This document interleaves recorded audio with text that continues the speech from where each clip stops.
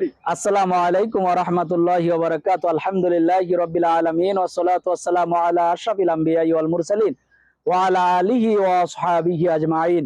ওয়া ক্বালা আল্লাহু তাআলা ফি কালামিহিল মাজিদ ওয়া ফুরকানিহিল হামিদ। আউযু বিল্লাহি মিনাশ শাইতানির রাজীম। বিসমিল্লাহির রহমানির রহিম।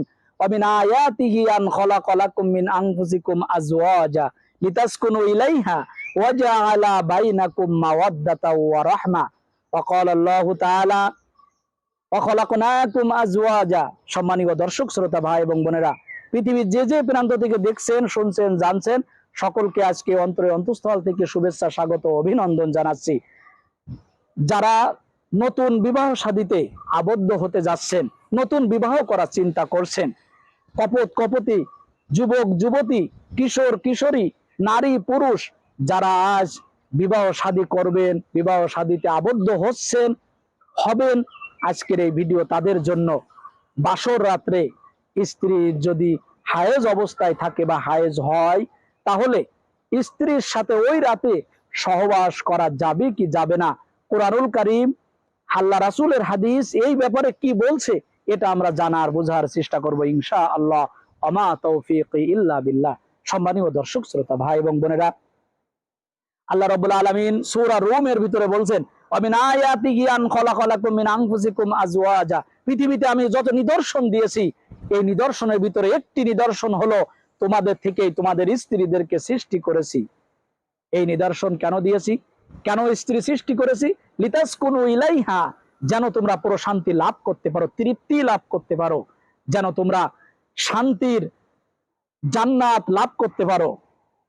ওয়াজআলা বাইনাকুম মাওয়াদ্দাতা ওয়া রাহমা, আর তোমাদের একে অপরের মাঝে, স্বামী স্ত্রীর মাঝে তোমাদের মধুর সম্পর্ক তৈরি হয়, ভ্রাতৃত্ব সম্পর্ক তৈরি হয়, বন্ধুত্ব সম্পর্ক তৈরি হয়, ভালোবাসার সম্পর্ক তৈরি হয়। আল্লাহ রাব্বুল আলামিন অন্যত্র বলছেন, ওয়া খালাকনাকুম আজওয়াজা, তোমাদের থেকে তোমাদের স্ত্রীদেরকে সৃষ্টি করা হয়েছে। আল্লাহ রাব্বুল আলামিন অন্য জায়গায় বলছেন, ওয়া ইয়াসালুনাকা আনিল মাহিদ কুল হুয়া আযান ফাতাজিলুন নিসা ফিল মাহিদ ওয়ালা তাকরাবুহুন্না হাত্তা ইয়াতহুরন। আল্লাহ রাব্বুল আলামিন বলছেন, হে রাসূল, আপনার কাছে ওরা এসে জিজ্ঞাসা করবে, হায়েজ অবস্থায় স্ত্রী সহবাস করা আমাদের জন্য জায়েজ কি জায়েজ নেই। কুল হুয়া আযান ফাতাজিলুন নিসা, আপনি ওদেরকে বলুন এই পিরিয়ড, এই সময় স্ত্রী সহবাস করবে না, কারণ এই সময়টা তাদের জন্য কষ্টদায়ক, বেদনাদায়ক। তাদের সেখানে ব্যথা থাকে, কষ্ট থাকে, তাদের সেখানে অশান্তি থাকে, সেখান থেকে প্রতিনিয়ত রক্ত বের হয়। এই জন্য তোমরা এই অবস্থায় সহবাস করবে না। ফাতাজিলুন নিসা, এই সময় স্ত্রীদের থেকে তোমরা বিরত থাকো। ওয়ালা তাকরাবুহুন্না, তাদের নিকটবর্তী হয়ো না, হাত্তা ইয়াতহুরন, যতক্ষণ পর্যন্ত না তারা পবিত্র হয়। এই জন্য আল্লাহ রাব্বুল আলামিন এই আয়াত বলে বিশ্ববাসীকে বলছে, স্ত্রী সহবাস করা, যে 5 টাইমে 5 সময় স্ত্রী সহবাস করা হারাম, তার ভিতরে একটি হলো এই হায়েজ অবস্থায় স্ত্রী সহবাস করা।